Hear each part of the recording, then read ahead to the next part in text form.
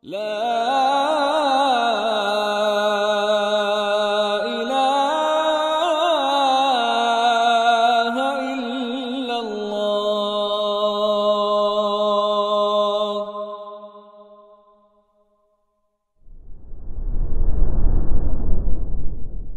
بسم الله الرحمن الرحيم.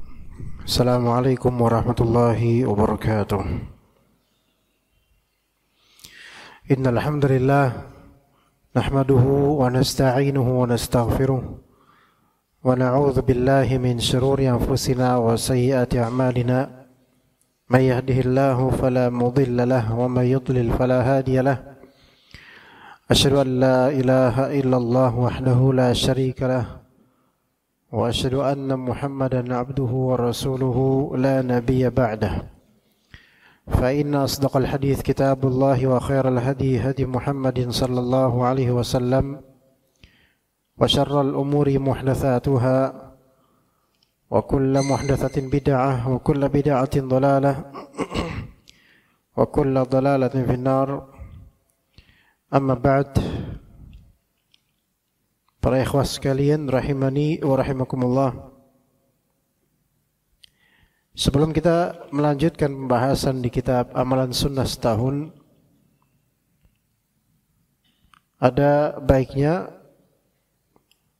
ana pribadi mengingatkan diri ana dan juga jemaah untuk kembali menyegarkan niatan menuntut ilmu lillahi ta'ala atau untuk mengenyahkan kebodohan dari diri kita agar kita bisa menjalani syariat Allah dengan baik. Dan hendaknya kita tidak berbicara tentang agama Allah kecuali yang kita ilmui dan ketahui dengan benar, terkhusus dengan dalil. Sekalipun mungkin tidak hafal dalilnya, namun mengetahui akan keabsahan dalil yang menyertainya. Allah Subhanahu wa ta'ala melarang kita mengikuti atau berbicara sesuatu yang tidak kita ilmui. Kata Allah Azza wa Jalla, "Wala taqfu ma laysa laka bihi ilm."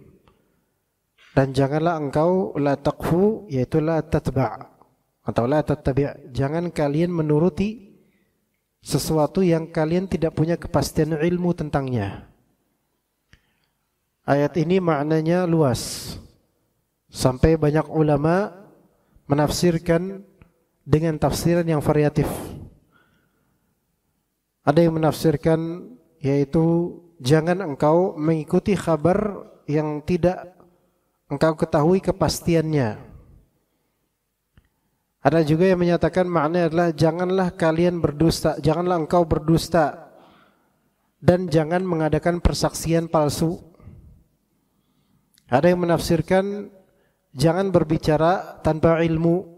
Maka semua itu sahih.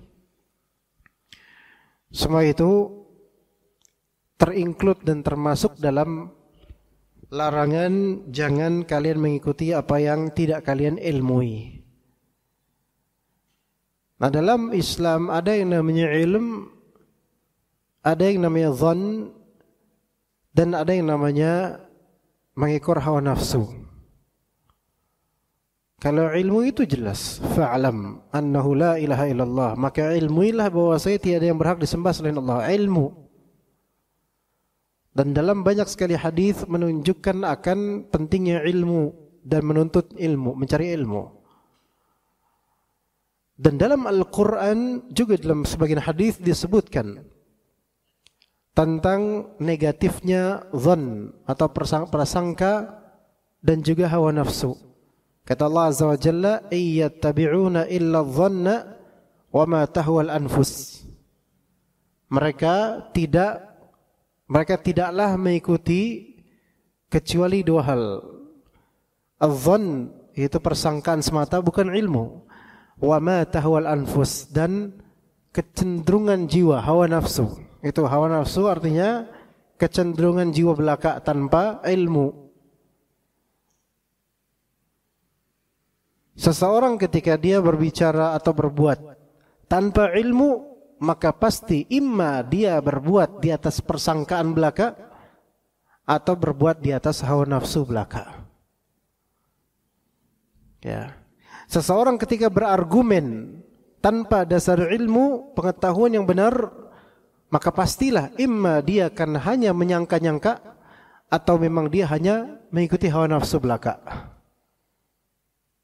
Itu sudah ditahqiq dan disebutkan dalam Al-Quran. Iyattabi'una illa dhann wa ma tahwal anfus. Orang kalau enggak punya ilmu terus berbicara, imma dia ngomong sesuai dengan persangkaan belaka yang itu bukan dasar dengan pondasi ilmu, makanya enggak kuat. Atau hanya letupan-letupan emosi dan hawa nafsu belaka. Oleh karena itu seorang hakim di pengadilan, dia hanya diperlihatkan bukti saksi yang hakikatnya ya belum tentu itu sesuai dengan kenyataan. Tapi hakim dibebankan untuk melihat bukti dan saksi. Ya mungkin saja hakim ini secara konklusi hukum nanti mewujudkan hukuman atau hukum yang kurang adil namanya manusia. Tapi hakim harus berusaha seadil-adilnya melihat kepada seluruh dari berita acara dan juga apa yang menjadi saksi atau bukti. Dan dalam Islam di pengadilan seorang hakim dilarang mengetuk palu kehakiman atau keputusan dalam keadaan marah. Enggak boleh. Adapun ketika mengetuk palu keputusan dengan dzan, persangkaan, karena melihat dari bukti dan juga saksi yang mana hakim itu tidak di tempat atau TKP langsung ketika kerjaan perkara, namun ada bukti dan saksi yang Allah lebih tahu kebenaran bukti atau saksinya itu, namun hakim harus melihat dari itu semua. Maka hakim memutuskan berdasarkan bukti dan saksi dan juga sumpah. Maka diketuk palu putusan. Saya putuskan begini hukumannya sekian. Yang boleh jadi itu keputusan yang secara kenyataan berlawanan, tidak tepat atau kurang adil. Tapi minimal hakim tidak memutuskan keputusan sesuai dengan wama tahwal anfus. Karena keputusan, ucapan atau perkataan atau sikap atau perbuatan yang paling buruk itu levelnya ketika yang didasari wama tahwal anfus, hawa nafsu. Masih mending perkiraan, masih mending dugaan dibandingkan hawa nafsu. Yang paling baik tentu kita memutuskan, mengatakan, berbuat sesuai dengan dasar ilmu, karena ilmu itu pengetahuan yang absolut. Ya. Persangkaan tidak sampai level ilmu, bisa benar bisa salah. Namun kebanyakan salah, kata Nabi SAW, iyyakum wadh-dhann fa inna dhanna akdzabul hadits. Hati-hati dengan persangkaan. Karena persangkaan itu bisa saja sebagai apa? Sedusta-dusta ucapan. Persangkaan, dengar-dengar doang. Maka kata Nabi SAW, laisal khabaru kal mu'ayanah. Dengar-dengar doang tidak seperti yang melihat langsung. Karena melihat langsung dengan hakul yakin kelihatan. Ilmu. Adapun persangkaan belum sampai derajat ilmu. Dan yang paling jelek, paling dasar, paling bawah, yaitu hawa nafsu. Karena hawa nafsu itu bukan pakai ilmu dan bukan pakai indikasi persangkaan yang kuat, bukan. Tapi semata-mata karena kesel, benci, hasad, dengki, hawa nafsu, ketamakan, cinta terhadap dunia, itu hawa nafsu semua. Begitu jemaah sekalian rahimakumullah. Dan untuk menyembuhkan hawa nafsu itu adalah dengan ilmu. Sebagaimana untuk menyembuhkan persangkaan adalah dengan tabayyun. Ya begitu jemaah. Itu nasihat untuk diri ana agar kita senantiasa menuntut ilmu. Jangan apa-apa mau berbuat sesuai persangkaan aja. Coba cari ilmunya. Apalagi kalau mau berbuat apa-apa sesuai hawa nafsu. Nah ini repot. Ya. Baik, kita lanjut ke kitab Amalan Sunnah Setahun. Masuk ke dalam pembahasan masih di pembatal wudu, dan di sini nomor 2. Pembatal wudu yang kedua. Kalau sebelumnya pembatal wudu adalah ma kharaja minas sabilain, yaitu yang keluar dari dua jalan, dari kemaluan depan dan kemaluan belakang. Itu sudah kita bahas, yaitu misalnya angin ya, kentut ya keluar, maka batal wudunya. Kemudian juga kencing dan buang air besar, batal wudunya. Kemudian keluar mani, bahkan batal wudunya, dan juga harus mandi wajib. Keluar madhi dan wadi ya, maka itu batal wudunya. Kemudian tidur pulas. Pembatal wudu berikutnya yaitu tidur pulas. An-naum al-amiq. Tidur pulas sampai tidak sadarkan diri, baik dalam keadaan duduk menempel di atas lantai maupun tidak. Baik dalam keadaan duduk menempel di atas lantai ataupun tidak. Di sini Al-Ustaz Yazid Jawaz rahimahullah taala menyebutkan tidur pulas. Ya. Kenapa ada tambahan pulas di sini? Karena namanya naum itu ada dua macam. Ada an-naum al-yasir. Ya. Ada an-naum al-yasir, ada an-naum yang kedua naum amiq. Naum yasir itu tidur kecil, sasarean biasa, tidur kecil. Dan yang kedua tidur pulas, sampai tidak sadarkan diri. Ditakkid, ditambahkan oleh beliau sampai tidak sadarkan diri. Umumnya orang tidur pulas itu tidak sadar diri, tidak sadarkan diri. Ya. Dan Anda terangkan di sini dengan pendapat yang lebih sahih bahwasanya keterangan tidur pulas tidak sampai tidak sadarkan diri, kapan kriteria itu terwujud atau dengan apa, dengan kriteria apa tidur pulas tidak sadarkan diri terwujud? Ketika dua hal ini hilang dari dirinya, yaitu as-syu'ur wal ihsas. Syu'ur wal ihsas. Syu'ur itu yaitu pikiran hilang, kesadaran pikiran hilang. Al-ihsas yaitu fungsi indrawi hilang. Ya. Syu'ur yaitu kesadaran hati. Artinya orang yang tidur lelap atau pulas itu sudah tidak sadar dia sedang di mana. Ya. Itu yang tidur pulas. Perasaan, syu'ur itu perasaannya udah hilang. Perasaan di hatinya udah hilang tentang area situ, area tempat tidurnya. Ihsas yaitu his, berupa penciuman, penglihatan, pendengaran, dan kulit. Maka ini lebih ke indrawi. Kalau syu'ur tadi lebih ke pikiran dan hati. Itu sudah tertutup sehingga tidur dia. Dia udah nggak mikir lagi dia di mana sekarang. Orang kan kalau dia tidur pulas udah nggak mikir dia di mana. Syu'urnya hilang, perasaan di hatinya hilang. Kemudian orang yang tidur lelap juga ihsasnya itu sudah tidak begitu berfungsi secara komplit. Tidak komplit berfungsinya. Sehingga dipegang belum tentu bangun. Ya. Dan ketika ada bau atau aroma yang tidak sedap, itu enggak masalah baginya karena enggak kecium bagi dia walaupun dia bernafas. Ya. Maka ihsasnya sudah kurang berfungsi. Maksudnya kurang berfungsi maksimal. Maka orang kalau sampai level seperti ini, dia dihukumi tidur pulas dan dianggap batal wudunya. Oke, batal wudunya. Kalau seseorang di salat Jumat atau di khutbah, lagi ada khutbah Jumat, kayak tadi Jumatan, banyak bapak-bapak yang tidur. Ya. Apalagi kalau khotibnya cuman baca teks. Sudah cuman baca teks, sangat tekstual dan pelan lagi suaranya. Itu cocok banget itu.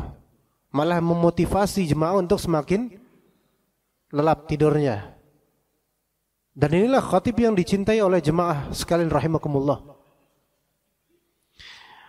Adapun khatib yang aware, mungkin nggak pakai teks dan langsung menatap jemaah, dan ada jemaah yang lagi saat khutbah kemudian main HP, ditegur oleh dia, itu biasanya nggak banyak yang tidur.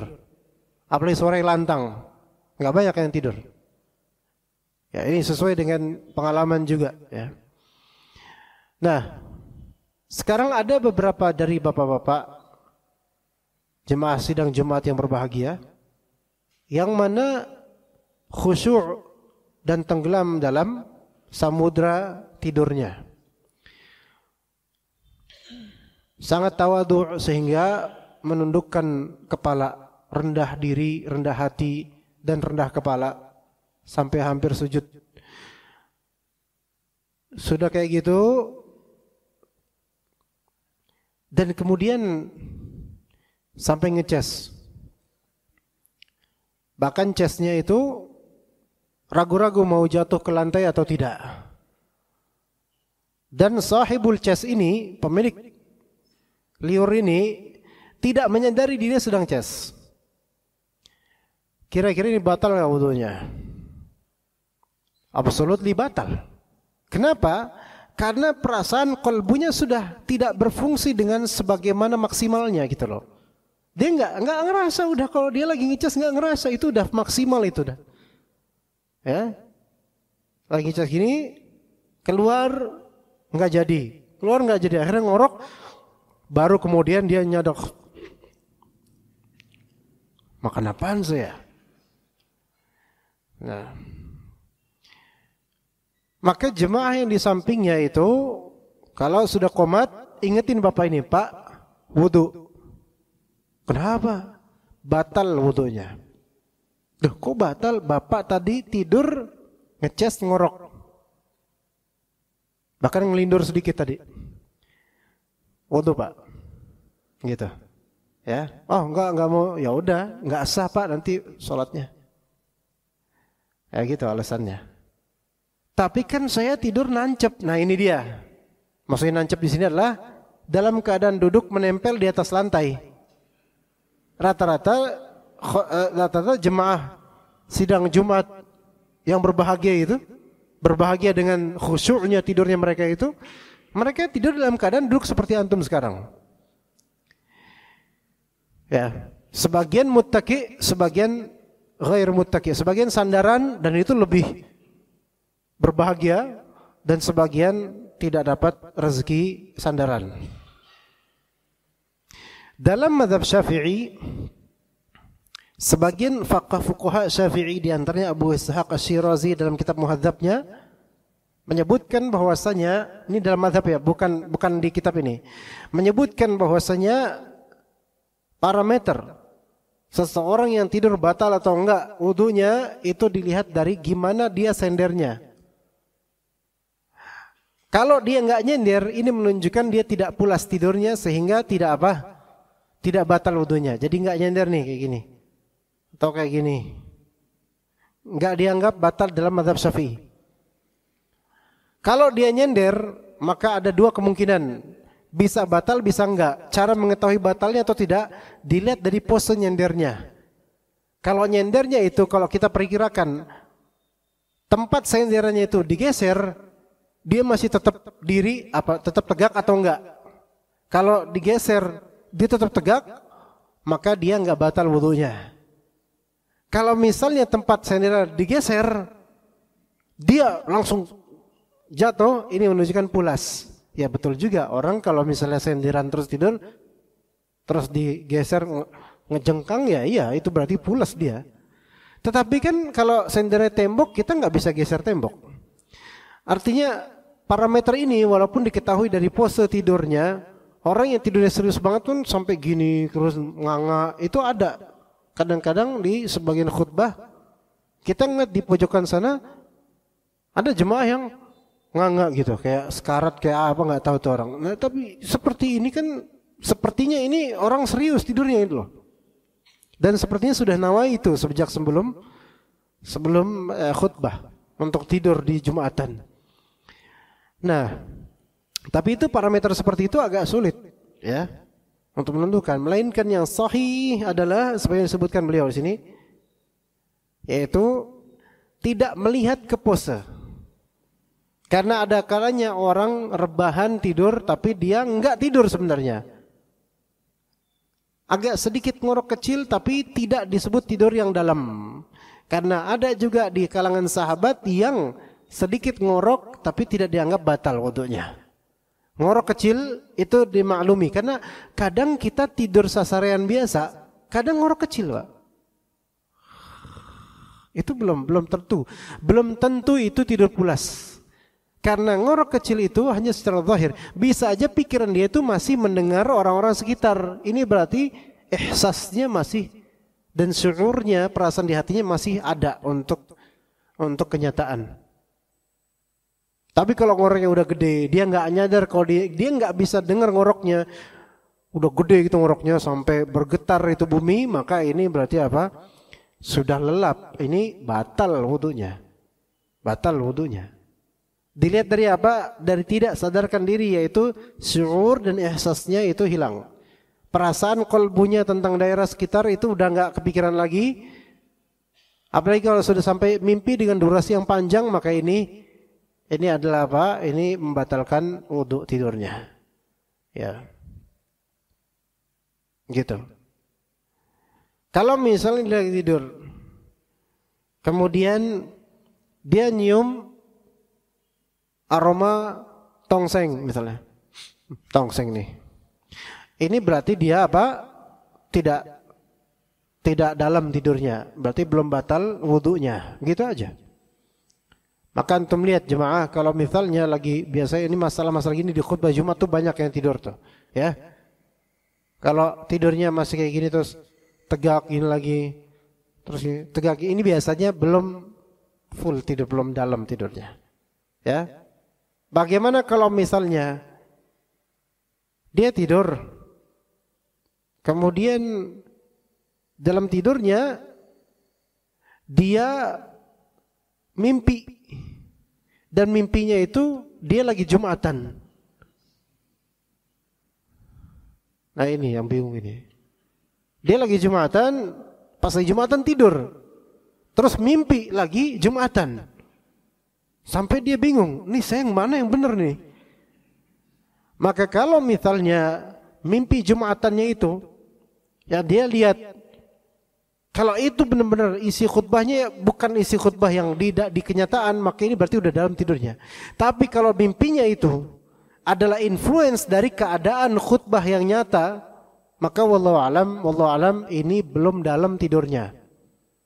Kenapa? Karena berarti syuur di hatinya masih terbawa dengan nuansa kenyataan yang ada. Maka ini belum dalam. Ini tidak batal wudunya. Adapun kalau mimpinya nuansa lain, khotib lagi khutbah beneran, terus dia malah mimpinya lagi dagang, maka ini batal wudunya. Kenapa? Sudah hilang syuurnya. Gitu. Taib. Dari Ali bin Abi Thalib radhiyallahu anhu, ia berkata, Rasulullah SAW bersabda, Al-'ainu wika'us sah, faman nama falyatawadda. Mata itu adalah pengikat dubur, maka barang siapa yang tidur hendaknya ia berwudu. Apa maksudnya? Maksudnya begini. Selama mata terbuka, maka orang yang bersangkutan dapat merasakan apa yang keluar dari duburnya. Selama mata terbuka, maka orang yang bersangkutan dapat merasakan apa yang keluar dari duburnya. Adapun orang kalau matanya udah nggak terbuka, ketutup, maksudnya udah tidur pulas, dia nggak bakal ngerasain apa yang keluar dari duburnya. Nah, sebagian dari ahli fikih mereka berpendapat bahwasanya ini adalah mazhab Syafi'i. Orang kalau tidurnya duduk seperti antum sekarang duduk nih, duduk menempel di atas lantai, itu nggak bakal kentut. Itu bagi sebagian dari ahli fikih mengatakan seperti itu. Orang kalau misalnya tidurnya duduk di atas lantai, maka nggak mungkin kentut karena ketutupan gitu. Kata sebagian dari fuqaha, dari ahli fikih, dan sebagian orang berpendapat begitu. Namun kenyataannya ada suatu kisah. Ya. Dan kisah ini dihikayatkan oleh Ustadz Abu Ihsan Al-Athari Al-Maidani, hafizahullah. Ada seorang ikhwan ya, di sampingnya ya jamaah lain, dan jamaah ini duduk, semuanya duduk sebagai jamaah lainnya. Dalam khutbah, ketika lagi khutbah Jumat, khatib lagi khutbah Jumat, duduk semua jemaah, dan yang di sampingnya ini tidur dia. Biasa tidurnya orang ketika Jumatan gitu loh. Tetap duduk. Dan dalam tidurnya itu dia kentut. Kedengeran gitu kentutnya oleh para jemaah. Nah, kita kan nggak bisa ya sama jemaah masa bangun-bangun, kan kurang nanti pahalanya. Ya kita diamin. Ya udah. Kapan jemaah akan bangun? Jemaah akan bangun ketika khatib mengatakan Allahumma ighfir lil muslimin wal muslimat. Itu bangun semua tuh. Tiba-tiba yang tidur langsung amin, langsung gitu. Subhanallah. Itu memang jemaah sidang Jumat yang berbahagia semua itu. Amin. Amin. Langsung tiba-tiba amin. Ya. Kenapa ya? Karena bentar lagi qomat. Nah, jadi seperti doa itu seperti kabar gembira ya. Maka bangun kemudian qomat kan, Allahu Akbar, Allahu Akbar, kan kalau qomat udah kita boleh menegur dan boleh menyapa, boleh ya kan? Pak, maaf Pak, Bapak wudu lagi Pak. Loh, kenapa? Tadi batal. Aku batal. Bapak kan tidur, terus tadi Bapak kentut. Oh, enggak, saya enggak ngerasa kok kentut. Justru kalau enggak ngerasa kentut itulah menunjukkan Bapak udah hilang syuur dan ihsasnya. Bapak batal Pak, tadi saya dengar Bapak kentut. Oh enggak, saya enggak percaya gitu. Masa harus dilihatin CCTV gitu kan. Maka enggak mau dia, enggak mau. Ini juga menjadi bantahan. Kenyataan ini, realita ini membantah pandangan sebagian ahli fikih yang menyatakan kalau misalnya seseorang tidur dalam keadaan duduk itu nggak batal sholat, nggak batal wudunya. Kenapa? Karena nggak mungkin kentut dia. Kenyataannya mungkin. Orang duduk kentut mungkin. Lah banyak itu. Banyak. Ya, apalagi tidur. Lah orang lagi duduk biasa aja bisa kok dalam keadaan duduk kentut itu. Apalagi sambil tidur yang dia nggak sadar. Yang dalam hadis Nabi SAW, mata itu pengikat dubur. Maka siapa saja yang tidur hendaknya ia berwudu, karena ada posibilitas dia nggak sadar kalau dia itu kentut. Ketika matanya tertutup, duburnya itu lebih terbuka. Artinya bukan berarti tiba-tiba duburnya terbuka, bukan. Maksudnya kesadarannya itu hilang perlahan-lahan, sehingga otot-otot yang di sekitar duburnya itu tidak bisa diatur dengan kesadaran gitu loh. Maka mudahlah kemudian gas untuk keluar, ya begitu. Hadis di atas menguatkan pendapat bahwa pada hakikatnya tidur itu sendiri, pada hakikatnya tidur secara zat itu tidak membatalkan wudu sebenarnya. Akan tetapi kesucian itu bisa menjadi batal apabila ada posibilitas, kemungkinan terlepasnya tali ikatan dubur menurut kebiasaan manusia. Jadi kalau dikatakan apakah tidur secara zat itu membatalkan wudu? Tidak. Tidak. Yang membatalkan dengan sebab tidur adalah ketika tidurnya itu pulas. Ya. Bukan karena pose tidurnya, bukan. Karena ada kalanya tiduran dengan rebahan tidak begitu pulas. Namun tidur duduk malah pulas bisa jadi. Jadi apa dong indikatornya itu?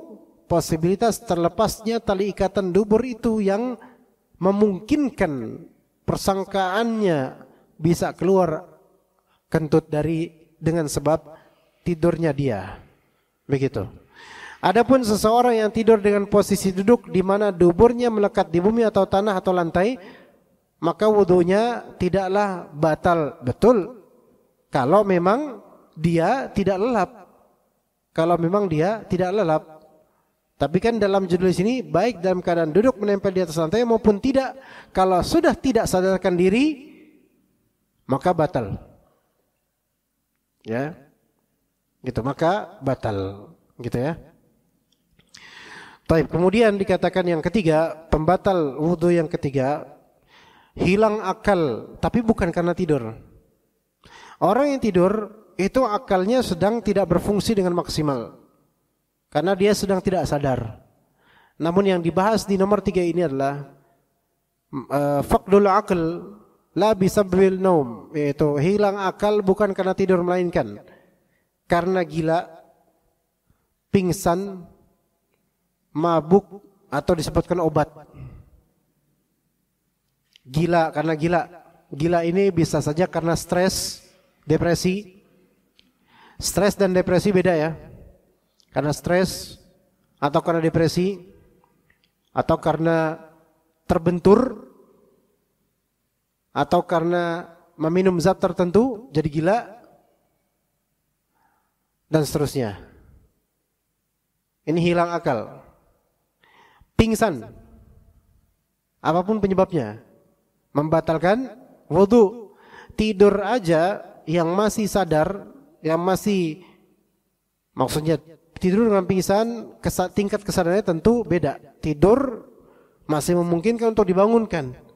Pingsan lebih sulit untuk disadarkan. Maka pingsan ini lebih daripada tidur. Bisa keluar, bukan hanya kentut, bahkan sebagian cairan bisa aja keluar tanpa dia tahu. Atau mabuk, baik karena khamr atau lainnya. Mabuk lem misalnya. Kan ada dulu banyak. Dan sekarang juga masih ada. Kebanyakan ngelem. Mabuk kemudian berfantasi dan kelihatan kayak orang ya gila, mabuk. Batal wudunya, hilang akal. Atau disebabkan obat. Ada sebagian obat yang membuat hilang akal. Bahkan pingsan. Hilang kesadaran sama sekali bisa. Maka yang seperti ini batal wudunya. Karena keadaan seperti ini adalah keadaan tidak sadar, di mana seseorang tidak mengetahui wudunya telah batal atau belum. Dia nggak tahu kentut apa nggak bakal tahu. Jadi untuk preventif agar salatnya sah nanti, maka wudulah setelah dia sadar dari hilang akalnya. Ya. Jadi hilang akal membatalkan wudu menurut kesepakatan kebanyakan ulama. Kemudian yang keempat, menyentuh kemaluan tanpa alas. Menyentuh kemaluan tanpa penghalang. Maksudnya tanpa alas, tanpa hail, tanpa penghalang. Diwajibkan berwudu apabila menyentuh kemaluan depan atau belakang tanpa penghalang. Ini berdasarkan riwayat Abu Hurairah radhiyallahu anhu. Ia berkata, Rasulullah SAW bersabda, "Idza afdha ahadukum biyadihi ila farjih, falaysa bainahu wa baina hijab wala satr, faqad wajaba 'alaihi al-wudu."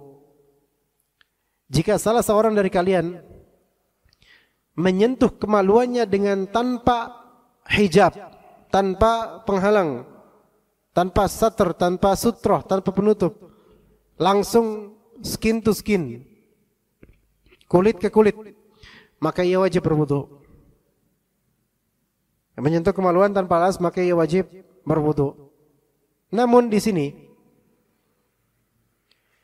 dikatakan tambahan, dan ini sahih, diwajibkan berwudu apabila menyentuh kemaluan dengan syahwat.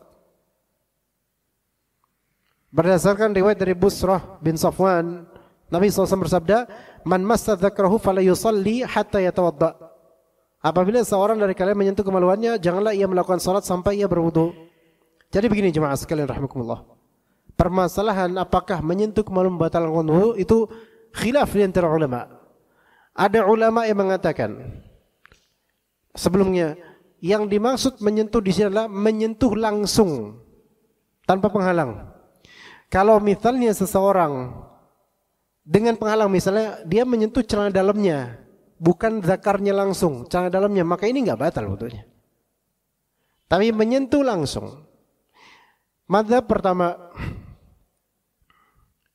pertama, menyentuh kemaluan tidak membatalkan wudu apapun keadaannya.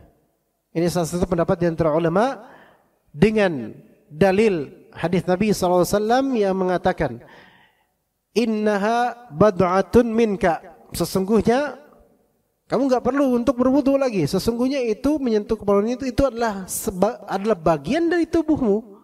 Sama seperti menyentuh tangan, ini sama, apa bedanya? Sama-sama. Ini dalam hadis Nabi SAW ada. Ini pendapat pertama. Tidak batal wudu sama sekali.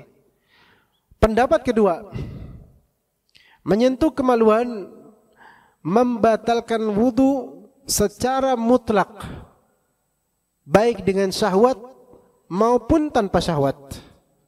Baik dengan syahwat maupun tanpa syahwat. Ini pendapat sebagian ulama dengan dalil yang tadi kita sebutkan. Man massa dzakarahu falyatawadda, dalam hadis riwayat lain. Siapa yang menyentuh kemaluannya maka hendaklah berwudu. Ini kan hadis seolah bertentangan dengan yang hadis pertama tadi. Sesungguhnya itu hanyalah bagian dari dirimu saja, enggak usah wudu. Maka pendapat kedua ini secara total, apapun faktornya pendorong untuk menyentuh kemaluannya, batal wudunya. Ini mazhab kedua.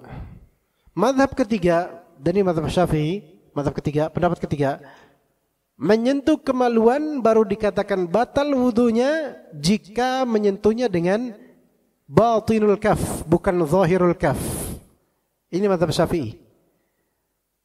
Dengan bagian dalam dari telapak tangan, bukan bagian zahir atau luar dari telapak tangan. Ini kan telapak tangan nih. Kalau nyentuhnya pakai ini, maka batal. Ini enggak batal. Pendapat yang ketiga ini mengkaitkan akan batalnya wudu disebabkan menyentuh kemaluan dengan tangan, dikaitkan dengan syahwat. Karena potensi berimbas syahwat kepada menyentuh kemaluan jika terkena bagian dalam bagian telapak tangan. Adapun ini tidak. Makanya manusia, terutama laki-laki, ketika menyentuh kemaluannya dengan ini apa ini beda rasanya. Gitu kan? Beda rasanya. Ini lebih memberikan sensasi syahwat. Sedangkan ini kurang. Nah itu. Pendapat yang keempat, dan ini yang lebih sahih. Ana lebih ikut pendapat yang keempat, yaitu bahwasanya menyentuh kemaluan dengan apapun dan bagaimanapun jika itu menimbulkan gejolak syahwat atau menimbulkan syahwat, maka itu membatalkan wudu. Jika menyentuhnya tidak ada timbulan syahwat darinya, tidak batal wudu. Itu yang ana lebih condong padanya. Jadi dilihat. Dan ini semua masalah menyentuh kemaluan tanpa penghalang. Adapun kalau mungkin menyentuh kemaluannya dengan penghalang celana dalam, apalagi celana panjang, disentuh dari luar atau pakai sarung, maka ini enggak batal sama sekali. Ya, dimaksudnya menyentuh kemaluan langsung kulit ke kulitnya, kulit tangan ke kulit kemaluan. Ya begitu. Itu yang keempat. Yang kelima, dan ini terakhir dari pembahasan pembatal wudu, makan daging unta. Menurut pendapat yang lebih sahih, makan daging unta ini membatalkan wudu. Adapun jumhur mengatakan tidak batal. Tapi kita condong kepada apa yang lebih dekat kepada hadis Nabi SAW. Dari Jabir bin Samurah radhiyallahu anhu, bahwasanya seorang laki-laki bertanya kepada Rasulullah SAW, ya Rasulullah, atawaddau min lu'umil ghanam? Apakah aku harus wudu karena makan daging kambing? Kata Nabi SAW, in syi'ta fatawadda wa in syi'ta falatawadda. Kalau kamu mau berwudu karena makan daging kambing, silahkan. Tapi kalau enggak mau wudu, enggak apa-apa. Enggak usah wudu, enggak apa-apa. Kemudian dia bertanya lagi, atawaddau min luhumil ibil?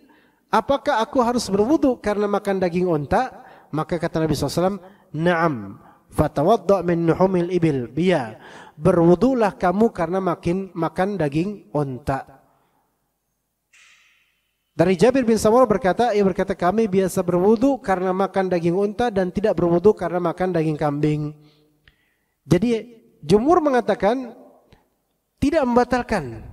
Karena ada riwayat lain yang menunjukkan bahwasanya itu tidak membatalkan wudu. Tetapi wallahu alam yang lebih sahih pendapat ini. membatalkan wudu. Nah, ditanya di sini apakah aku harus wudu karena makan daging unta? Di sini ulama yang mengatakan batalnya wudu karena makan daging unta, mereka berbeda pendapat mengenai apakah yang dimakan harus daging atau kalau yang dimakan selain daging apakah batal atau tidak gitu loh. Maka yang lebih sahih adalah jika yang dimakanlah dagingnya. Karena nas dalam hadis tawadda min luhumil ibil. Wudulah engkau karena makan daging unta. Maka kalau itu bukan daging, maka wallahu alam yang lebih sahih adalah tidak batal wudunya. Kan unta kan komposisinya daging ada. Jantung mungkin termasuk daging mungkin ya. Paru bukan daging. Paru-paru unta bukan daging. Lemak apakah daging? Bukan daging. Maka siapa yang makan lemak unta, maka tidak batal wudunya. Siapa yang meminum susu unta juga tidak batal wudunya. Jadi bukan semua komponen keuntaan, melainkan apa? Dagingnya saja. Jadi kalau antum nanti di Saudi misalnya dikasih, nih ada susu unta, batal nggak wudunya? Nggak batal, karena ini bukan daging. Ya. Terus antum ditawarin misalnya, ini ada paru unta, itu kadang-kadang buat obat. Ya, paru unta, paru bukan daging. Walaupun seperti daging misalnya, tapi itu bukan daging. Maka itu tidak membatalkan wudu. Lemak unta, tapi kalau udah daging unta, daging beneran bukan tahu ya, daging unta, maka ini apa? Batal wudunya. Ya, jadi kesimpulannya dari semua ini, yang membatalkan wudu pertama apa-apa yang keluar dari kemaluan depan dan belakang. Baik itu angin, kentut ya, kencing dan buang besar, mani, madhi, wadi. Ya. Adapun angin yang keluar dari kemaluan wanita bagian depan, yang kadang itu terjadi, wallahu alam, kemungkinan itu tidak membatalkan wudu karena itu bukan kentut. Dan bisa sebagian perempuan kadang dari kemaluan bagian depannya itu di beberapa kondisi keluar suara seperti suara kentut, tapi itu bukan kentut. Maka wallahu alam itu tidak membatalkan wudu perempuan itu. Yang kedua, tidur pulas dengan kriteria tadi, kehilangan syuur dan ihsas, kehilangan pikiran dan juga fungsi normal keinderaan. Kemudian yang ketiga, hilang akal tapi bukan karena tidur, melainkan karena mabuk, gila ataupun karena pingsan, maka batal wudunya. Yang keempat, menyentuh kemaluan tanpa penghalang, tapi yang lebih sahih adalah dengan adanya syahwat. Adapun kalau cuma menyentuh doang tanpa syahwat, maka wallahu alam itu tidak membatalkan wudu. Dan yang kelima dan itu terakhir adalah makan daging unta, makan dagingnya. Adapun komponen lain selain unta, komponen lain selain daging, maka walaupun itu juga bagian dari unta, tidak membatalkan wudu jika memakannya. Ya, kira-kira kapan jemaah? Udah. Kita hanya bisa sampai isya ini saja karena isyanya begitu malam dan anak juga besok Pak subuh ada kajian jauh. Jadi kita cukup sampai sini. Jazakumullahu khairal jaza. Wa sallallahu ala nabiyyina Muhammad wa ala alihi wa sahbihi ajma'in. Subhanakallahumma bihamdika asyhadu an la ilaha illa anta astaghfiruka wa atubu ilaik. Assalamualaikum warahmatullahi wabarakatuh.